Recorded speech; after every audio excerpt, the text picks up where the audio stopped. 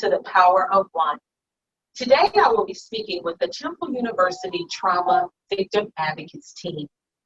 Each of them share their hearts and extend their arms to victims and family members around the clock who receive services at Temple Hospital.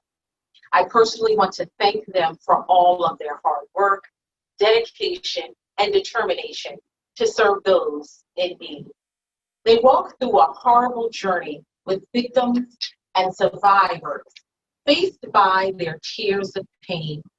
Many years ago, I had the pleasure of meeting Scott Charles, the Temple Trauma Outreach Manager, and we began speaking about how we could better serve victims of crime.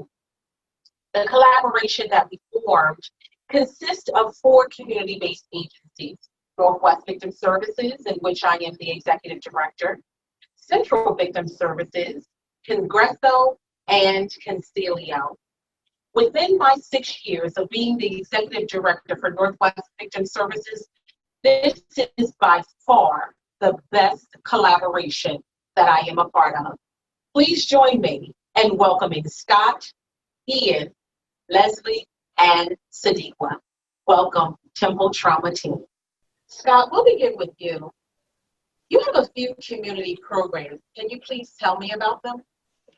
Sure. Well, first of all, thank you for allowing us to come and talk with you. Cradle to Grave is probably our flagship program. It's a program that we started back in 2006 as a way to address the increasing rates of young people who were being shot and killed in the city of Philadelphia. And through that program, we've educated more than 14,000 young people about the medical realities of gun violence. And so we bring kids into the hospital and take them behind the scenes and walk them through the real life and death experiences of a young man who was shot and ultimately killed here in Philadelphia several years ago. And it gives them an opportunity to see the things that they ordinarily wouldn't get a chance to see through the ways that gun violence is shown and portrayed in television, in movies, and in music. And so that's really our flagship program.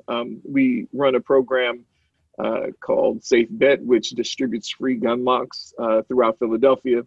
We've given out probably about 7,000 gun locks in the last few years to families in some of the hardest hit communities, because we understand that there are children who are living in homes with people who have firearms, and sometimes those individuals are prohibited. So they're unlikely to go to law enforcement for those gun locks. So we make sure we bring those gun locks to them.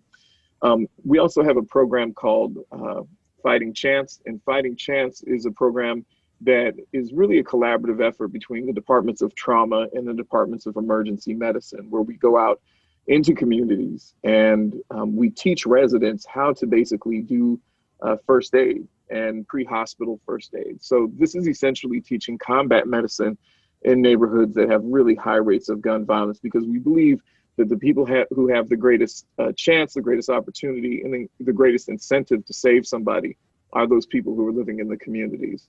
And so we've trained a few thousand residents in Philadelphia how to help stop the bleed. Since the collaboration began, it took off so beautifully. And one of the wonderful advocates that I had the pleasure of working with from the onset is Ian. Ian was also a victim of gun violence, and he wanted to give back and to help victims of crime. So Scott saw something unique in him, and he gave him that opportunity.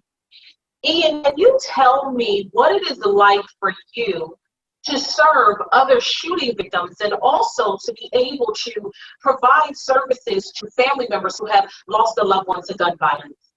Yeah, so first of all, thanks for having me, Melanie. Great to be with you. I think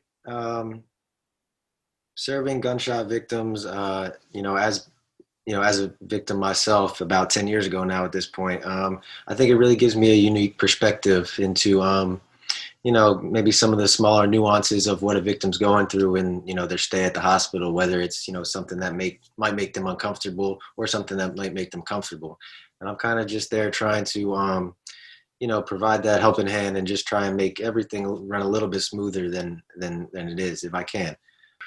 I think it's very grounding, dealing with homicide families, victims, survivors, um, being, so close to that, that fate, myself, really kind of puts it into perspective of, how precious life is and what kind of an impact this kind of makes across our city and across the country. The one thing that I do always see is, how many people are immediately severely affected when there is a homicide or even a shooting. But, we see these high numbers. We're up to, 350, 375 homicides this year, but you can multiply that by 10, for how many people are really, really affected by this. And I think that kind of speaks volumes to the epidemic, the pandemic of gun violence that we're really in while we're dealing with, another pandemic. But yeah, it's just this year especially is really sad to see just the volume that we see, and how many families need help and need services and need assistance. And obviously we love to provide that and we love being able to help, but ideally we wouldn't even have to, provide these services to anybody. It's just such a shame and so sad when, someone loses their life or, loses an aspect of their life just to senseless violence. Tell me something. Has the advocacy changed since the COVID-19? Yeah, absolutely. It's changed. We tried at the very first, we tried to, work from home and just be on call and, only respond when we have to and stay out of the hospital just to keep safe. But it really wasn't effective. We need to be there and, be as safe as possible. Obviously, we wear our PPE and we social distance when we can. But we need to be there for the families because the violence hasn't stopped, during the pandemic. And the effects of the violence haven't stopped either. So I think it's just important that we're there to still provide that extra care. The hospital isn't allowing as many visitors because of the virus, so we're doing a lot more work on the phone and keeping families up to date best we can, and just trying to be that liaison between the trauma team and the family to try and make the hospital stay not as terrible as it needs to be. No one wants to be in the hospital, but we can do our part to ease the burden a little bit.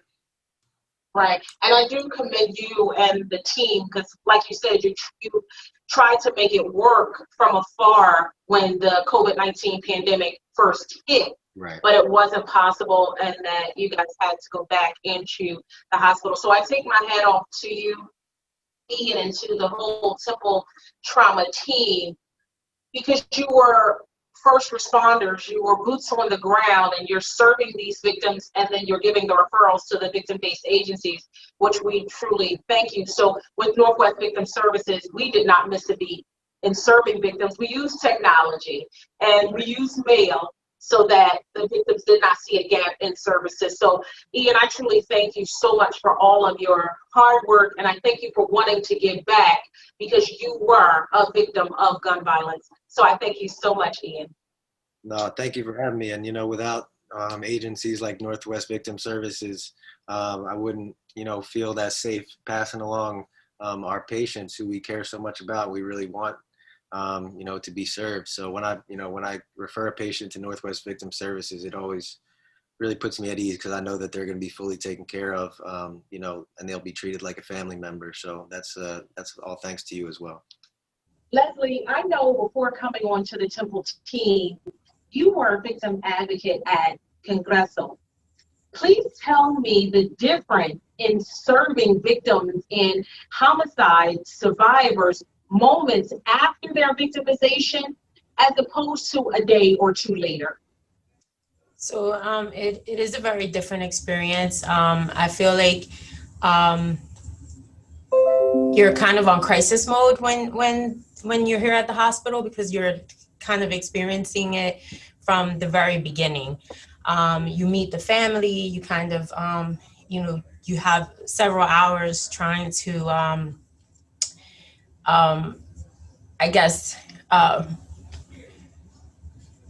different levels. So you're trying to help them basically with updates and stuff like that, versus in Congreso, we kind of had them, we would receive them afterwards, after the fact. Not that they weren't traumatized, but it was just a different feel. It's totally different. You're kind of helping them through the process. They've already kind of had time to think about it, process it, and now they're on a different mode versus here it's like, where do I go from now? Okay. And Sadiq, when you cover the weekend shift, is it nonstop victims coming in? And is it ever a point where it's overwhelming for you? It's definitely, nonstop. As far as overwhelming, it's just an overwhelming feeling of always connecting the pieces and making sure that, you're there to give your all. So you really don't even have time to process, is it overwhelming? It's more of a case of, where do I need to be? What do I need to do? And making sure the ultimate goal is to have that family turn around, no matter what the circumstances are, and turn around and just say thank you. Or, for a family to, have that feeling of, I'm not here by myself, because some families, are there by themselves, especially now with, COVID. So we're those connecting pieces to support the family, support, the staff at Temple and the community, just linking all of the missing pieces and the puzzle of an unfortunate situation or circumstance. Okay. And Scott, before you formed this amazing team of advocates, which I've had the pleasure of working with, you were doing all of this by yourself.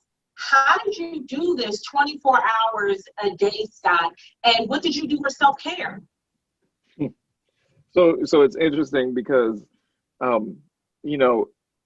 I didn't ever feel by myself, and this is going to sound like it was a setup to give you a compliment, and I know that's not your intent, but the folks at Congreso and Concilio and North Central Victim Services were really kind of the big brothers and sisters to the work that I was doing. For so many years, I had seen families come in and suffer these devastating tragedies, and we didn't really have a real sense of the resources that were out there. And it was through meeting you and Jonathan early on that helped us imagine what was possible in terms of the supports that we can provide families. Nonetheless, it was frustrating to know that at the end of the day, when I went home, there were going to be patients coming in all night, long after I had left the hospital, and there wasn't going to be somebody there to hold their hands and to serve as a liaison between families and the medical team. And you and Jonathan and the folks at Congreso and Concilio, through this collaboration we created, really helped us imagine what this model looks like. And so, we were able to go out and hire some really quality people. One of the first pieces of the puzzle was Ian, who himself was a shooting survivor. I had known Ian as a patient, and he was somebody who was so passionate about trying to help other patients that it was a no-brainer. Leslie, I knew from her work through the collaborative and through referring patients to Congreso, and I knew that what she brought to the table, and Sadiq and I have known each other probably since my first month working here at the hospital, 15 years ago. And, this is really a dream come true for me, being able to have a support system here for the patients. And as a result of that, it provides me a level of comfort knowing that when I leave here, the folks that come in through those emergency room doors are going to be in such capable hands that, believe it or not,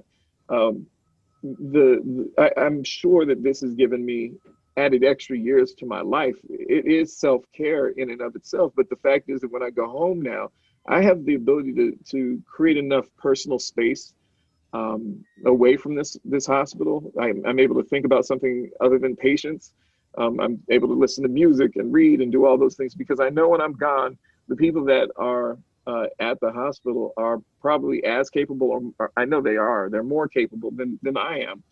And so, that's really a long answer to a very simple question. But the truth is, there's nothing like knowing that there are going to be people there that feel like those patients are families. I know that Sadiqua said that, you want to, you kind of want, one of the goals is to have the family turn around and say thank you. And I don't know that, I know what she meant. I don't know that that's so much a goal as it is just kind of, you're doing a good job if in the midst of all that chaos and grief that they're aware that that you did treat them like family. And that's what we do. We try to embody the truest sense of being an advocate. I know that you, Melany, and again, I know this isn't intended to be kind of a mutual admiration society, but one of the things that we've always respected about you, and I think I speak for the team, is that you're never off. Whether it's the weekend, you and I have gone to see patients on a Saturday. I can call you late at night. I can call you first thing in the morning. You never turn it off, and you are always an advocate for the patient. And that's what we try to bring to the work here at Temple. And I appreciate your kind words. And as I said before, out of all the collaborations that I am a part of, that Northwest Victim Services is a part of, this is by far the best. And for our viewers to understand, we have 4 community-based agencies working together. There's not duplicatory services. So the powerful victim advocates at Temple are working around the clock. So they're seeing these victims as soon as they come into the hospital, and they're extending their love to these victims, as Sadiqua has said. These advocates are doing this not because it's a job, but it's because it's their passion. It makes a world of a difference to be able to service victims in real time, especially if your advocates are very passionate about that, which I think makes such of a difference. So Scott, share with me, how many victims has your Temple trauma team seen within the last year? So I can tell you this. Let me start by saying how many patients we used to see before we started this program. So I used to be able to see patients during the day, banker's hours. And in a typical year, there would probably be 500, just as an example. I focused primarily on shooting victims because that's really all I had time for. There was probably 500 in a year. And if I was lucky, I might be able to really see 75 of the 500 in a year. As a result of where we are now with this initiative, we catch virtually all the victims of violence, which doesn't just mean shootings, but we see patients that are stabbed or assaulted, who are, victims of robberies, you name it. And I would say that I want to give you the exact numbers. I think that in the last year, between September 1st of 2019 and September 1st of 2020, we were able to refer just about 500 patients for services, which makes a tremendous difference. And so, whereas in the past that I might see 75, but that didn't mean that I was referring those patients to services. I was mainly having conversations and doing supportive counseling with those patients. We're talking about 500 patients in that span. That we know got connected to the kind of services that you agencies are able to provide them. And that has been a game changer. And we know that it's made a difference because we're seeing these patients again when they come back to clinic. They sing the praises of the victim service agencies. And we have a sense that this has created this interconnectedness that extends just beyond the kind of typical services that you provide, whether it's court accompaniment or therapeutic counseling or all of those things. But we're also seeing downstream benefits, like the fact that if our patients have problems with aftercare, if they are struggling with prescriptions, getting the prescriptions filled, or they need to see physical therapy, we know that they're going to contact you, and then you're in turn going to, you're going to ring the hotline to us, And together, we're going to be able to fast track those patients, eliminate a lot of those frustrations that prevent patients from coming in for their follow-up care. You know, it's really hard to put a price tag on something like that. You know, we're not just talking about your basic services, but we're talking about quality of life issues at this point. Right, which is so true. So, yeah. Leslie, I know you've been in victim services for quite some time, and there has been a shift in female shootings and homicides among females.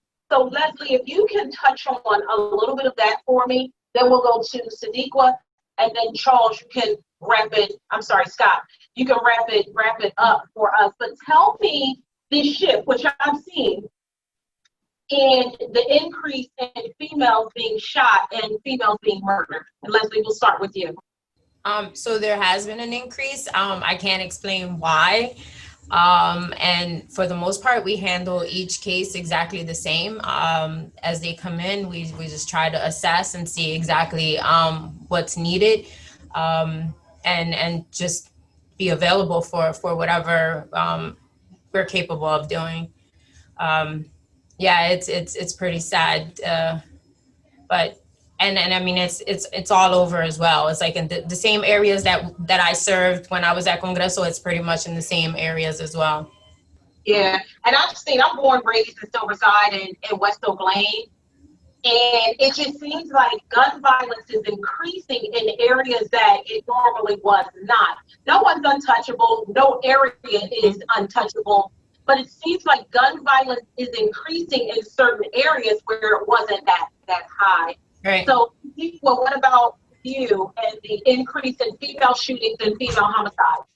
I'd have to agree with Leslie. You know, I definitely don't have an answer, but you definitely see an increase. You know, there was a time when you didn't see, you know, females, and you know, now that you do, it's alarming.